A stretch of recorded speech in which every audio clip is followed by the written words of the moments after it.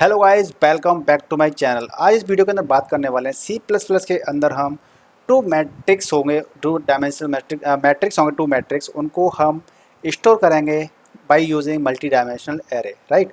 तो देखिए मैट्रिक्स हम बना लेते हैं पहले। सपोज दैट आपका एक मैट्रिक्स है 2 4 9 9 2 1 एंड 3 2 1, राइट। आपका एक मैट्रिक्स ये है और दूसरा मैट्रिक्स आपका है 1 0 1 2 9 1 2 8 1। आपका इस तरह से मैट्रिक्स है और इन दोनों को जब एडिशन आप करेंगे ऐड, तो आपका क्या आएगा।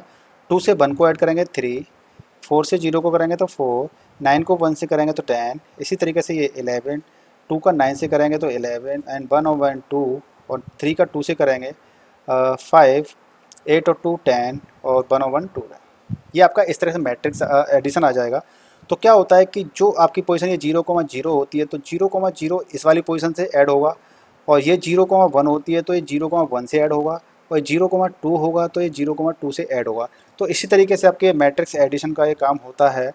तो इसको हम ऐड करने के लिए हम सबसे पहले क्या करेंगे कि हमें पहले तो आपका मैट्रिक्स जो है पहले पहले मैट्रिक्स को इंसर्ट करना पड़ेगा, यूजर के थ्रू डालना पड़ेगा वैल्यूज़ को, फिर सेकंड मैट्रिक्स को डालेंगे और फिर इन दोनों का सम करेंगे, यानी सम करेंगे।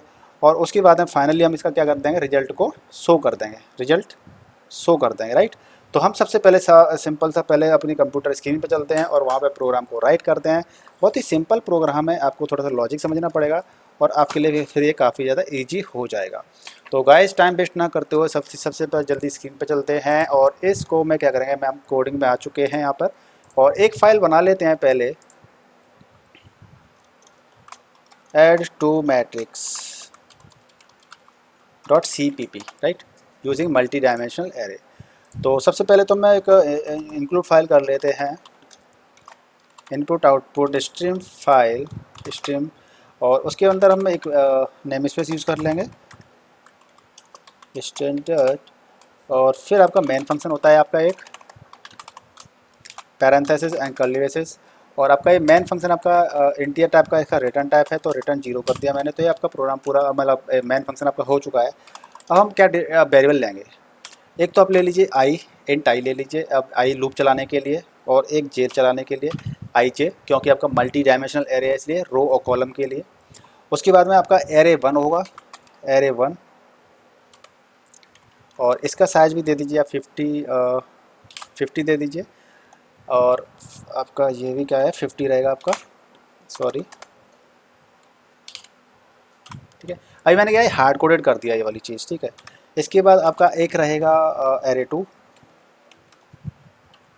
इसको भी हम 50 कर देते हैं, और ये 50 ले लेते हैं इसको भी। फिर आपका एक रहेगा सम करने के लिए, क्योंकि जिसमें आप सम को रखेंगे स्टोर करके, और उसके बाद में फिर क्या किया आपने, ये इसको भी 50 कर दिया, ठीक है जी। आप देख सकते हैं कि आपका एरे 1 एरे 2 और सम करके जो रिजल्ट आएगा वो इसके अंदर रख देंगे आप, ठीक है। तो अभी आपने इसका साइज़ फिक्स कर दिया, हार्ड कोडेड कर दिया है, और इसको हम फिर क्या करते हैं कि यूजर से हम एलिमेंट्स लेते हैं कि आपको कितने वैल्यू का डेटा स्टोर करना है, रो और कॉलम, यानी कि रो कितनी चाहिए आपको, कॉलम कितनी चाहिए, दोनों लूप दोनों एरे की, ठीक है। रो कॉलम बताने पड़ेंगे ना मैं एरे के अंदर, तभी तो हमारा मैट्रिक्स बन पाएगा। जैसे इसी बात करें जो मैंने आपको स्क्रीन पर बताया था अभी, तो 3 3 बाई 3 का था वो मैट्रिक्स, ठीक है। तो आप एक मैसेज दे दीजिए, और सबसे पहले उसके लिए क्या कर लीजिए आप, एक इसके अंदर आई और जे आपने ले लिया है, तो इसके अंदर एक रो और एक कॉलम, एक वेरिएबल ले लीजिए, दो रो और कॉलम के लिए आर एंड सी, और आप सी आउट से मैसेज डाल दीजिए कि enter row and column values respectively, ठीक है।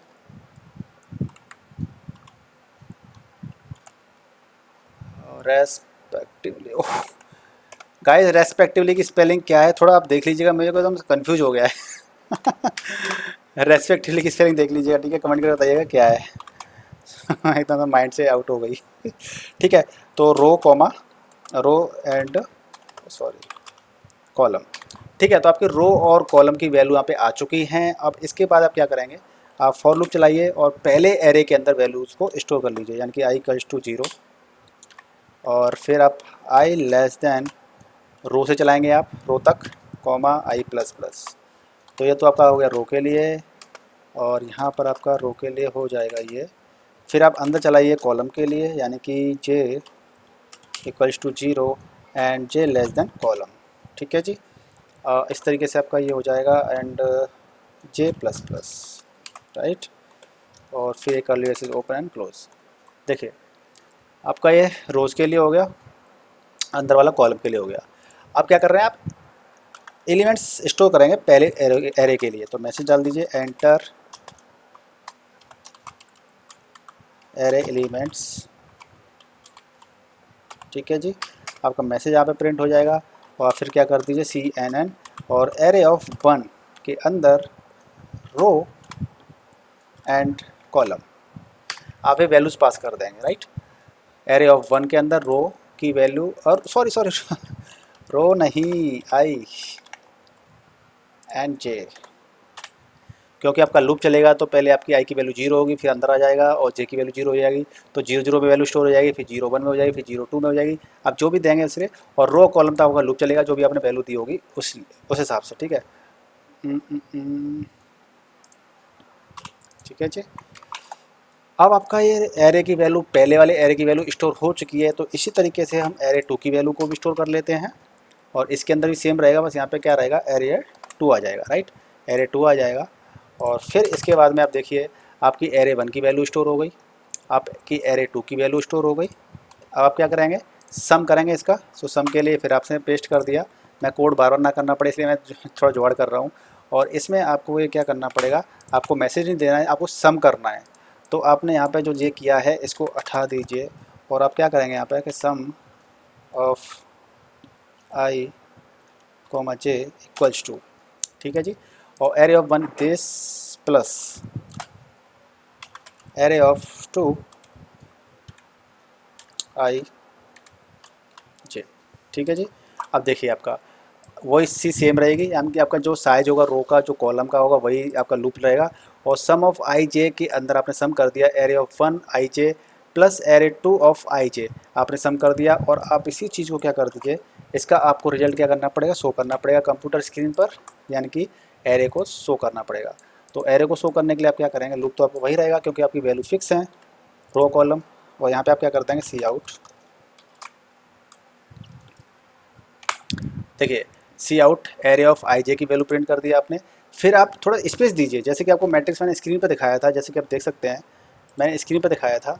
तो आपको पहली रो प्रिंट करनी है पूरी, उसके बाद दूसरी रो प्रिंट करनी है, तीसरी करनी है, और थोड़ा सा स्पेस दे देते हैं। ठीक है, अब स्पेस दे देते हैं तो क्या करेंगे, यहाँ पे आई जे की वैल्यू प्रिंट कर दिया आपने, फिर थोड़ा सा स्पेस दे दीजिए, एक स्पेस का स्पेस प्रिंट कर दीजिए, और आपका ये आपका वैल्यू प्रिंट हो जाएगी। जैसे ही आपका अंदर वाला लूप चल जाएगा, पूरा हो जाएगा, उसके बाद में आपका यहाँ पर नीचे एक सी आउट कर दीजिए, यहाँ पर एंड लाइन कर दीजिए। सॉरी, इससे होगा क्या,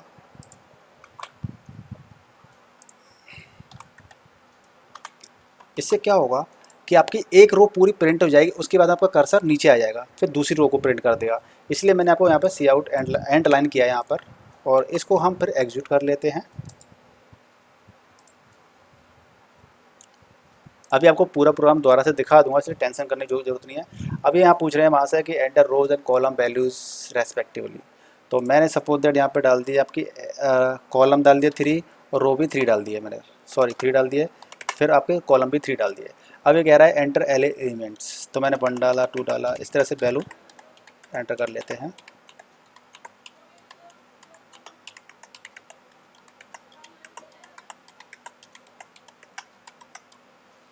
तो गाइज आप देख सकते हैं कि जो भी मैंने एरे डाला था यहाँ पर, ठीक है, आप इसका सम देख सकते हैं कि सम आपका आ चुका है 10 12 11 9 8 9 11 14 20 12।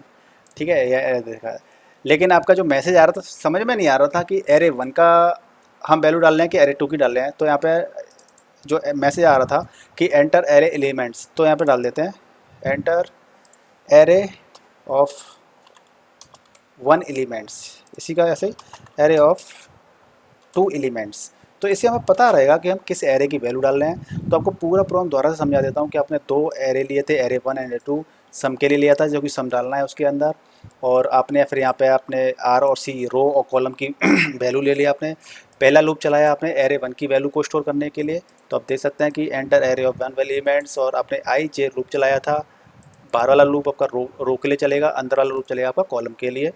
और आपका ये आपने वैल्यू स्टोर कर ली सी इन से आपने, और एरे ऑफ 1 के अंदर आई ऑफ जे की वैल्यू सर्च करके।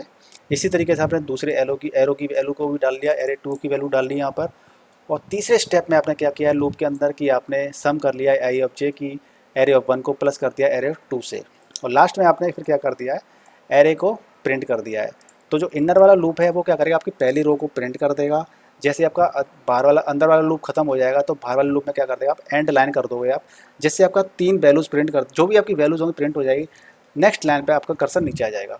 तो इसलिए आपने यहाँ पे बाहर वाले लूप के अंदर एंड लाइन की है। तो गाइज इस प्रोग्राम को आप अपने कंप्यूटर आईडी पर रन करके देखिए, चाहे वो विजुअल स्टूडियो यूज़ करते हो या आप कुछ भी और यूज़ करते हो। और आपका अगर प्रोग्राम एरर दिक्कत करता है, कोई प्रॉब्लम आती है, तो मुझे कमेंट करके बताइएगा, मैं आपका पूरा सॉल्यूशन देने की प्रयास करूँगा।